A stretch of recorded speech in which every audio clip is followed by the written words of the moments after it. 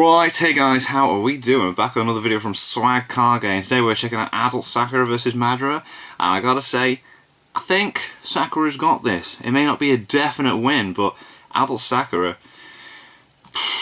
I think she's definitely gonna put up a decent fight. Alright, so, real quick, Yeah. I know I've said some stuff about Sakura in the past, Yeah. and also said some stuff about Madara in the past. A lot of stuff, yeah. Incompatible with what I'm going to be saying in this video. I get it.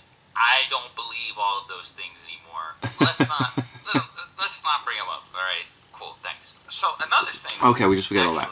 Two things, not just one. Just hear me out. Just hear me out for a second. So, could Sakura beat Madara?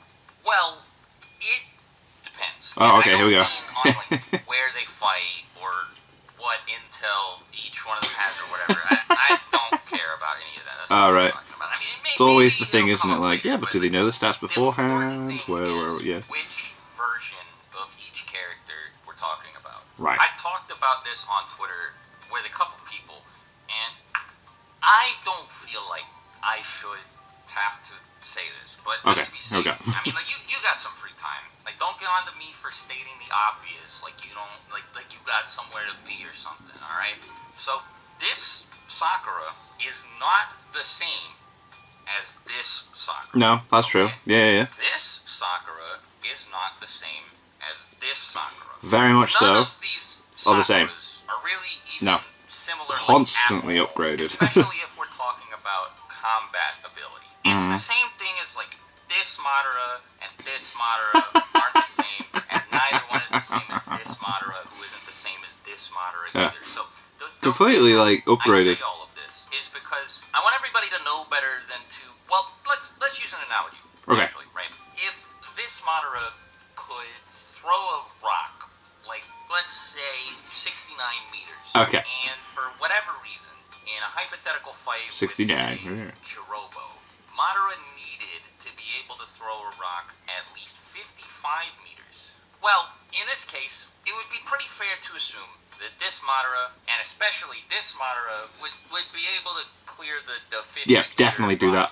No problem, yeah. Now, on the other hand, let's say we knew Jirobo's rock throwing record was 75 meters. Yes. And for whatever reason, part of their deathmatch involved a rock throwing competition. Okay, I'm just sticking with this analogy. I don't know how the outcome would affect the fight, but, you know, just play along, all right? It wouldn't really be fair, I'm sure you would agree, to say, well, see, man, I don't think Madara can do it because his record is 69 meters, Jirobo's is 75. Yeah. It's pretty clear, because obviously it would be fair to assume that Madara had gotten stronger since then. Yeah. What I'm trying to say is it's fair to bring up feats that belong to a weaker version of a character when talking about a stronger version of them if you're using them to establish what the stronger version of that character should be capable of at the bare minimum. Right, it's okay. different to use anti-feats Oh, or poor Vegeta. Oh, God. to weaker versions of a character to try and say that a stronger version of that character shouldn't be capable of something, right?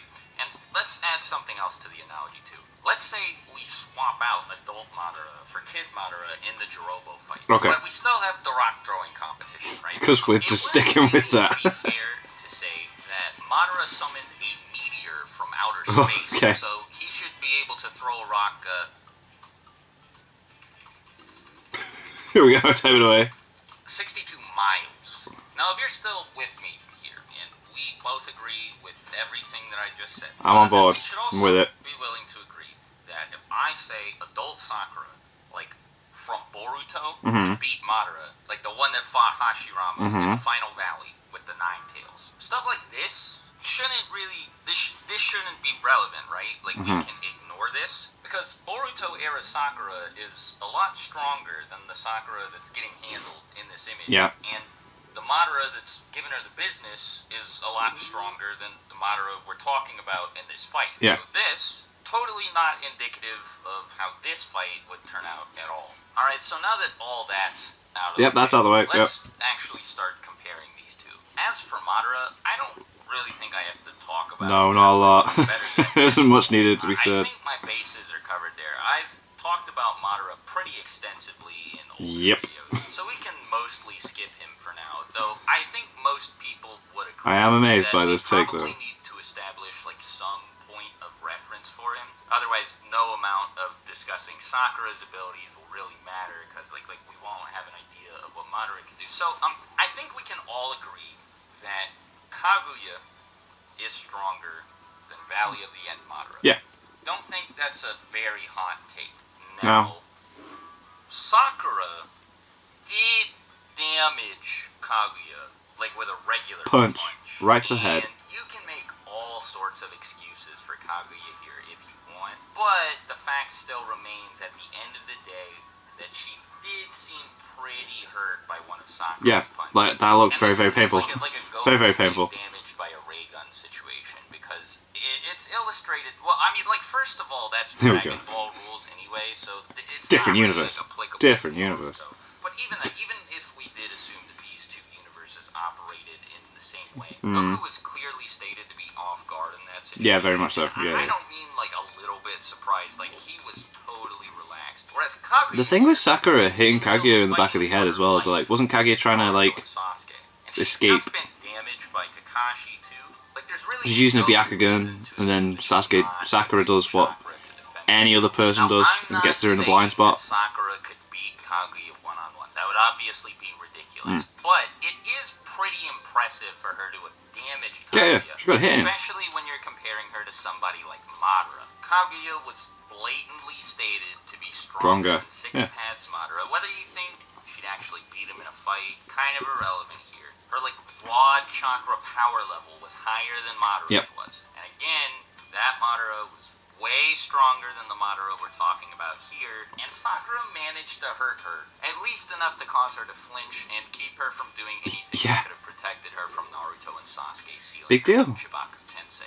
So, now that we got all these facts laid out on the table, I personally think it's fair to infer from these facts that Sakura would probably be capable of damaging Madara too, unless you really, really, really give Kaguya, like, every benefit of the doubt. Now, this Sakura, the very same one that damaged Kaguya, is significantly weaker than the Sakura that we're talking about in this fight. Yeah. Because there's a whole lot of time between the Kaguya fight and the Boruto There is, yeah. And over the course of the time skip, everyone seems to have received some pretty crazy power. Yeah, they're all stronger. Okay, whether you like it or not, Kinshiki and Momoshiki should, at the very least, even if you lowball them, be somewhere around Kaguya. Yeah, definitely Kaguya's level at least, yeah.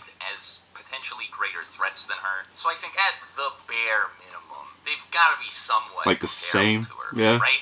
And then it's like even after that is established, characters that aren't Naruto or Sasuke, characters without Six Paths powers, just fight them.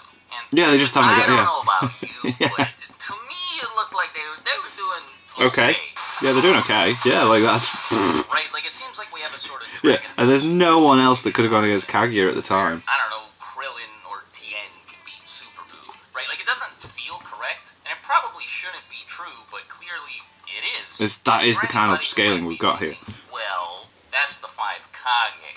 Why would Sakura have received a similar power-up? Well, there are other examples of things like this. A really good one being Shikamaru locking down Kinshiki with Shadow Possession. Even if that doesn't do it for you, Sakura is directly compared to Gaara in the Gaara Hiden novel. And to paraphrase that book, what it basically says is that most medical ninja can't match somebody who's on like Gaara's level with their taijutsu, but Sakura was a notable exception. Right. Whether you like it or there not, you go. when you have confirmation that Sakura's on the same level as some guy who was actually fighting another guy who was able to blow through the majestic attire Susanoo. That's something. I just don't know how I can say in good faith that she isn't stronger than Madara is. Now, you don't have to rely completely on the fact that Boruto has wacky power scaling if you want to argue that Sakura could beat Madara, but it's definitely the least controversial reason you could provide. There's other stuff like her fight with Shin,